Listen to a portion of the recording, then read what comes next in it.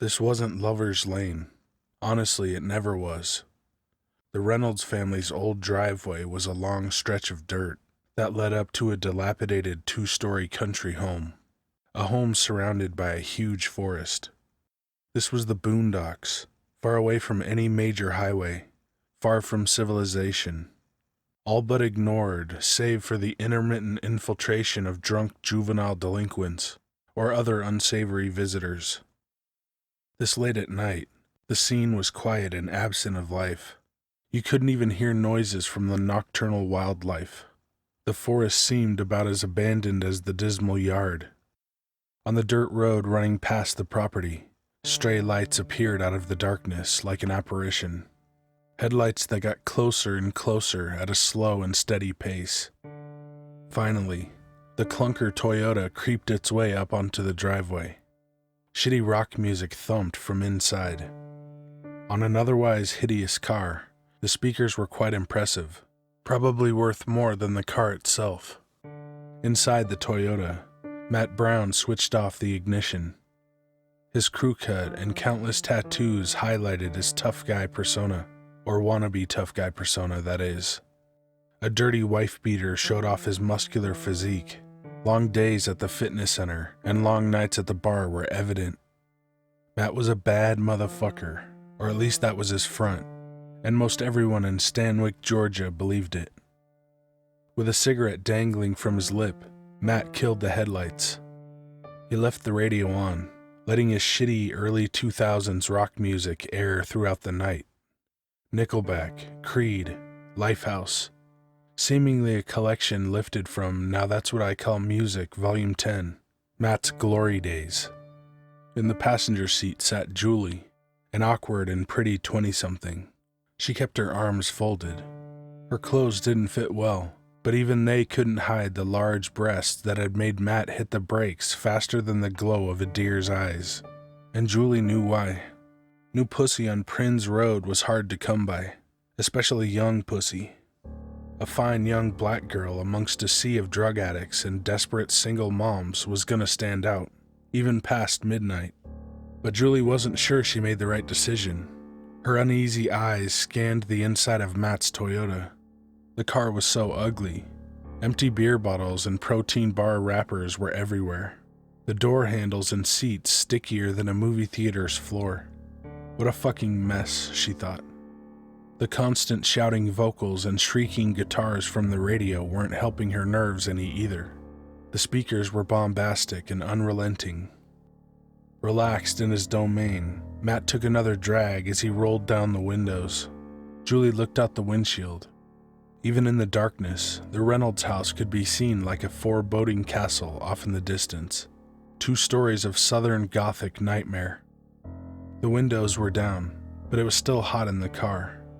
The summer air provided no relief from Matt's secondhand smoke either.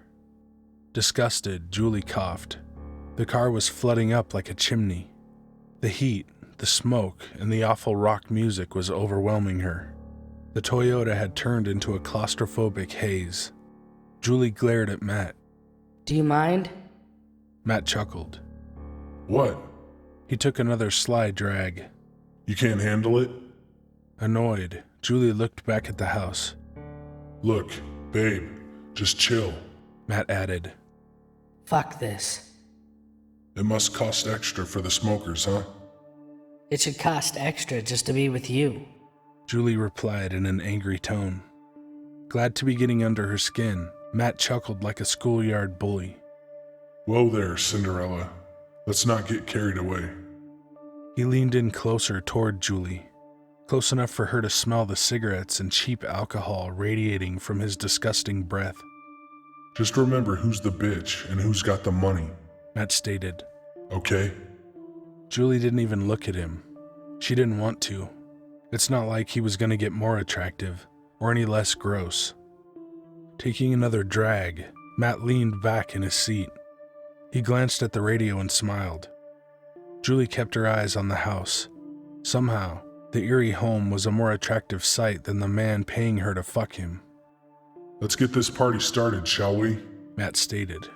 He turned up the radio, blasting that terrible rock music for all the rural area to hear. Yeah! He rocked his head to the beat like he was back with the rest of the class of 2003. This is it, Julie thought. She could handle the cigarette smoke and even the crass comments, but not Lifehouse on full blast.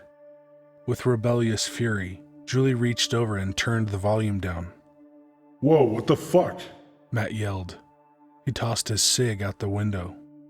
Killed the volume and made him toss the cig, Julie realized. 2 birds with 1 stone. Why'd you turn it down? Matt hurled at her. Look, I don't like it. Julie shouted. She traded glares with Matt as she folded her arms once more.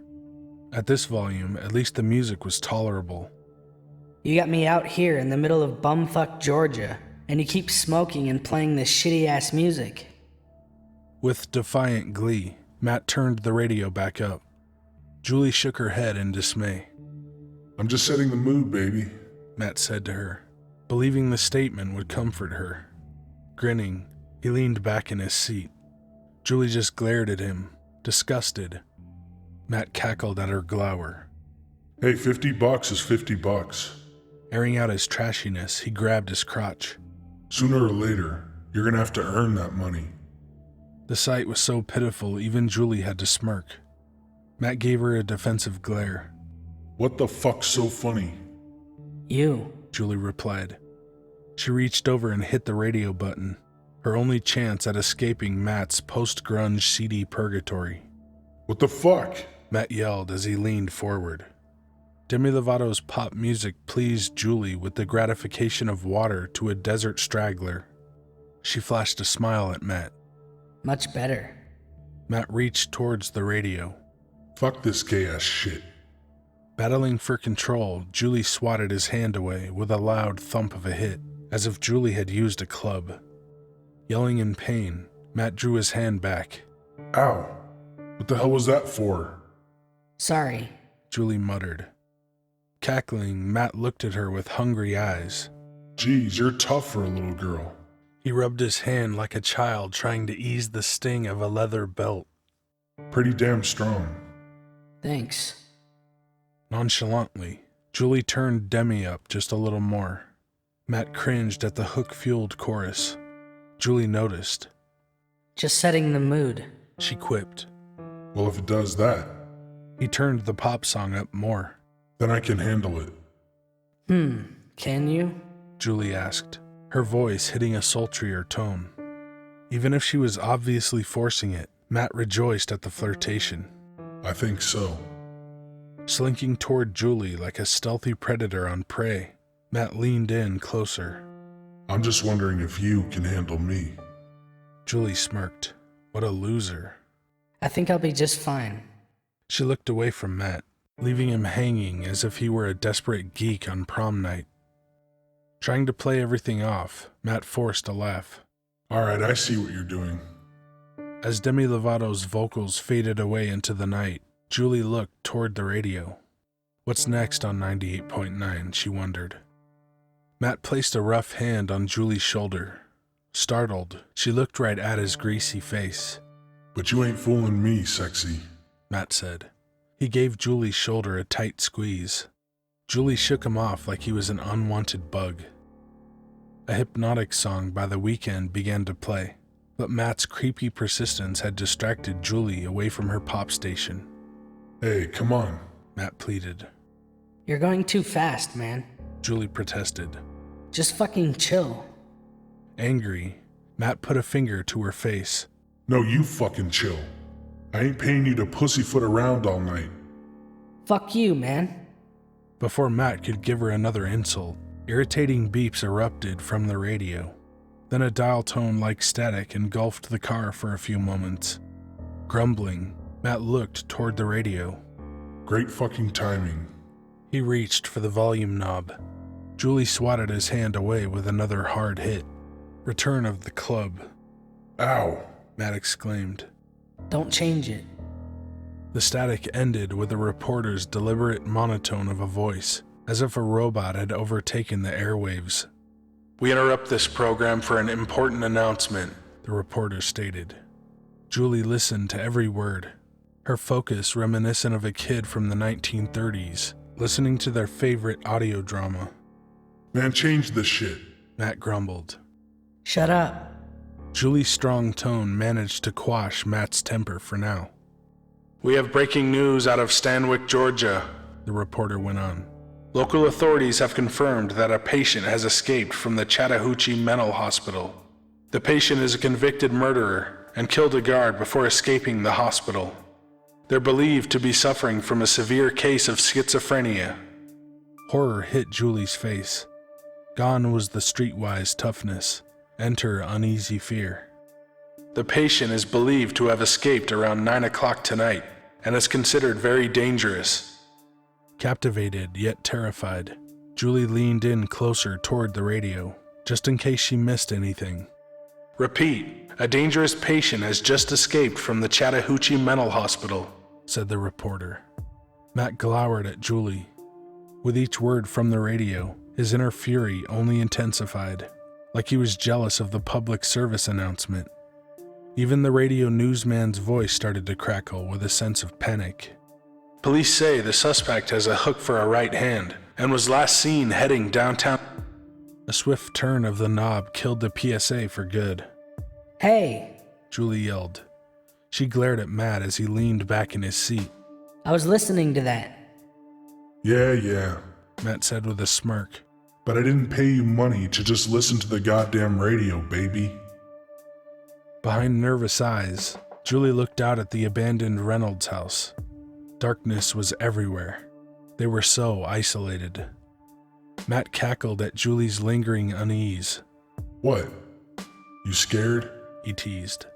Julie glared at him. Don't be. With the bravura of a trashy Don Juan, he leaned in toward her once more. We're just getting started, hon. The comment chilled Julie almost as much as the breaking news. Turning her attention away from Matt, she looked back at the old house. A momentary distraction from intimacy with this fucking creep. Matt put an arm around her. Hey, I'll protect you from the big bad psycho.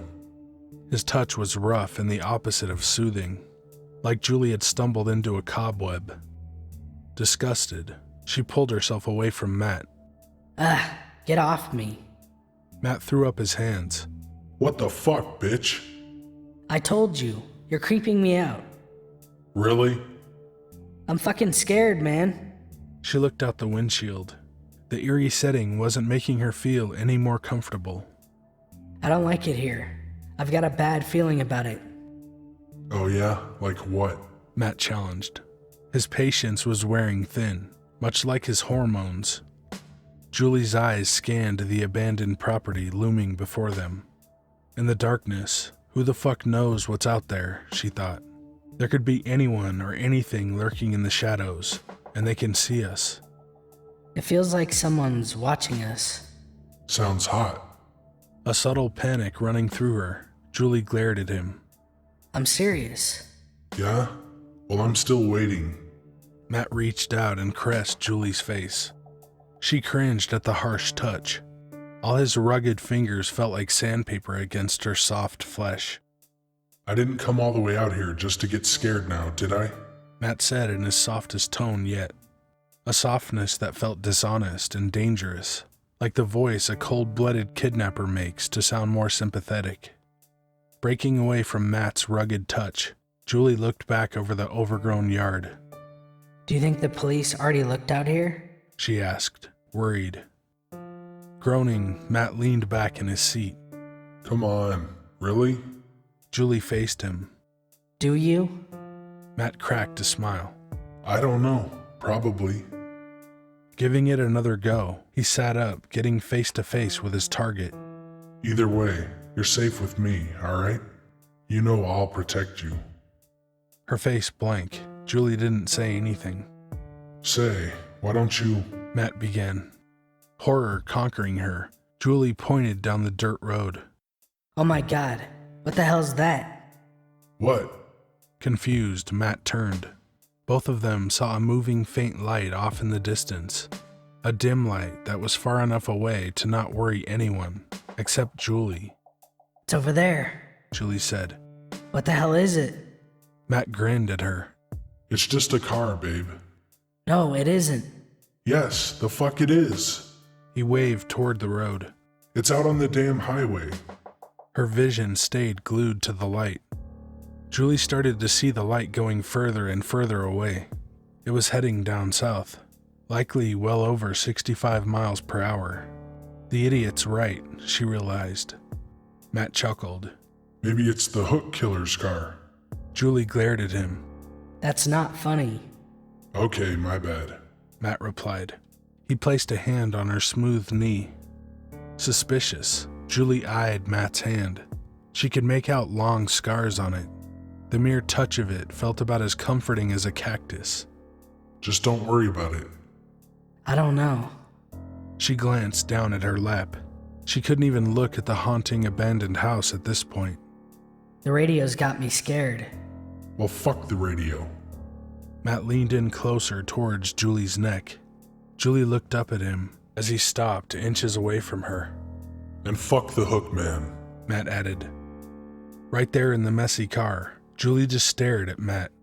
At least he was a distraction from the radio in the house, she thought.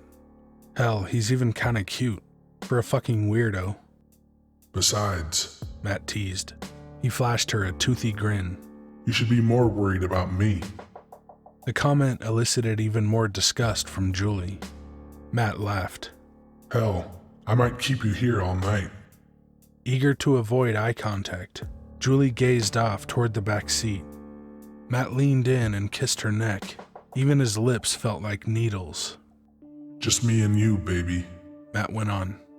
His voice now exhibited a seductive tone that was more Ed Gein than Cary Grant. A light reflected upon Julie. Fear hit her eyes. We got all night. The oblivious Matt went on.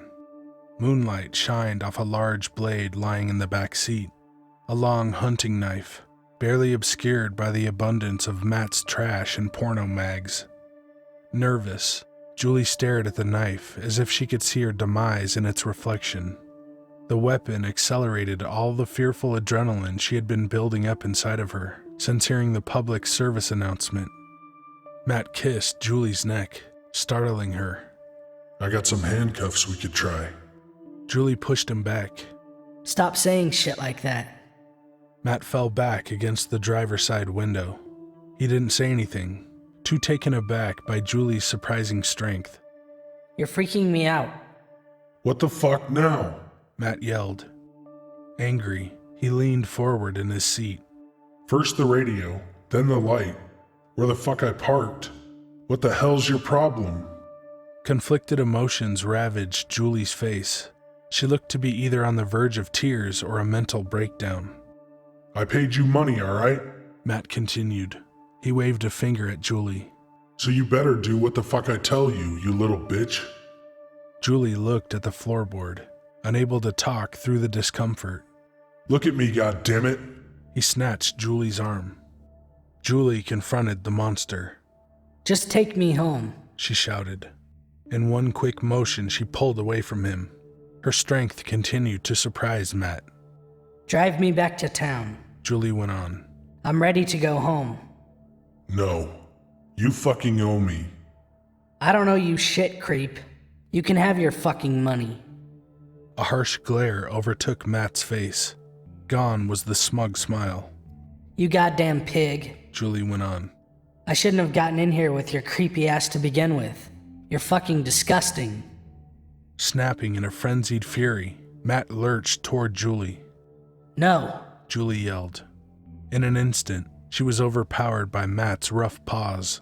They ran all over her luscious body, groping her with a compulsive velocity. Matt's inner animal had been unleashed. Get off me, Julie protested. Matt grabbed her in a chokehold. You bitch, I done paid you. The struggle ensued for over a minute.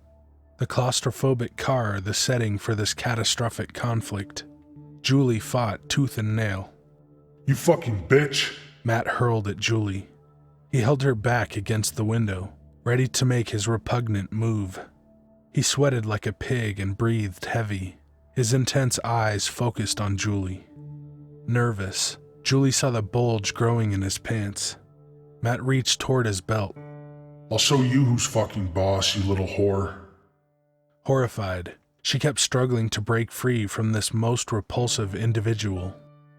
I'm gonna fuck you real good tonight, Matt yelled. Eager, he unbuckled his pants with gusto. Matt's ignorant tirade disgusted Julie. She wasn't so much scared as angered, particularly as she knew Matt wasn't the strongest guy in the world. She knew she could fight back better than this. She just knew it. I'll fucking show you, Matt continued. With unbridled ferocity, Julie pushed Matt back. At the last second, Matt snagged Julie's right hand. A loud pop erupted through the car like an exploding New Year's cork. Matt looked down at his discovery, stunned. A rubber hand was in his grip, lifelike but fake. Matt looked off at the inevitable, Julie with a hook for a hand. The blade shined back at Matt, like the unforgiving glare of an executioner's eyes. Crying out, Julie raised the gleaming weapon and lunged toward Matt. He didn't stand a chance. The hacks were quick and fierce. Julie's propulsive hook sliced Matt's penis into smithereens, a crude castration. Grinning, Julie drew her hand back. Blood dripped off the sharp blade in vivid drops. She looked on at Matt, admiring her work. She couldn't help but be proud at her precision. Blood seeped through Matt's pants. Horrified, he grabbed at the pieces of his dick as if they were remnants of a fallen sandcastle. You fucking bitch, He yelled. His voice altered to high pitches from the wounds. The soggy flesh slipped through his fingers. His eyes stared at the injury with simultaneous heartbreak and disgust. Tears welled up in his eyes. You fucking bitch. Matt looked up at Julie. Right before he could unleash another obscenity, the hook plunged deep into his stomach, a final flourish to the massacre. Without hesitation or remorse, Julie yanked her hook back out. Blood and bits of organs leaked out of the kill shot. Grasping his punctured stomach, Matt collapsed against the window. The rubber hand slipped from his grasp and fell to the floorboard. More blood oozed all around his hand like an overflowing fountain. The floorboard soaked up the crimson like a dishcloth. Matt was helpless and weak. All he could do was look on at Julie with his cold stare. Julie gave him a defiant smile, a victorious smile. Fucking bitch, Matt muttered. With the red-stained hook, Julie turned up the volume. She made it look easy. Julie was used to maneuvering with that right hook. You fucking bitch, Matt yelled with whatever strength he had left. Shut the fuck up. Julie retaliated, her words punctuated by a fiery tone. Crippled by immense pain, Matt cringed. The reporter's steady tone erupted off the speakers. Julie had made it loud, blasting the public service announcement as if it was one of Matt's Creed albums. The voice reverberated all around Matt, his ears tortured by the report. Repeat, the patient is Julie Marlowe, the reporter went on. She's in her late 20s and is armed with a hook on her right hand. She suffers from schizophrenia and is considered very armed and dangerous. Woozy, Matt leaned back against the window, his dick in splattered remnants, his stomach punctured, his blood flowing through his fingers. He blinked a few times, losing consciousness. The reporter's worried voice and Julie's confident stare, the last few fleeting glimpses of life this old earth had to offer him. Please lock your doors and stay inside tonight, the reporter pleaded. Not even he could hide his panic. His voice reached the deafening hysteria of a newsman from the 50s. Don't answer the door for any strangers fitting this description. Julie reached down and scooped up the rubber hand. The fresh bloodstains made it nearly slip out of her grasp, but she held on to it tight. Like vivid streams, blood seeped out the sides of Matt's mouth. He coughed out more crimson gallons for good measure. All the while, he kept his weak eyes on Julie and her look of satisfaction. Repeat, the reporter stated in a commanding tone. Julie Marlowe may very well be walking the streets at this very minute.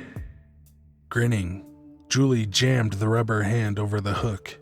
One twist stuck it on there for good. Her disguise was complete.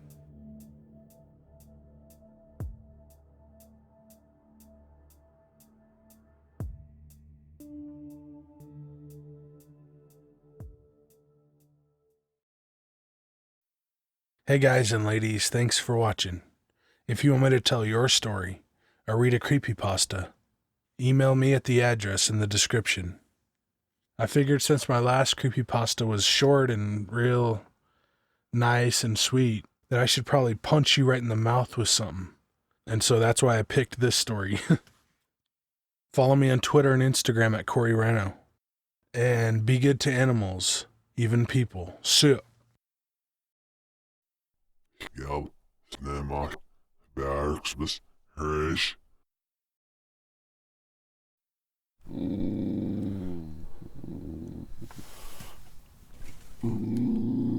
Ripley. Be quiet. And awkward and pretty 20-something. She kept her arms folded. But even Ripley, be quiet. Ripley. Her clothes. Ripley, be quiet. Is there a fucking monster truck rally outside my house?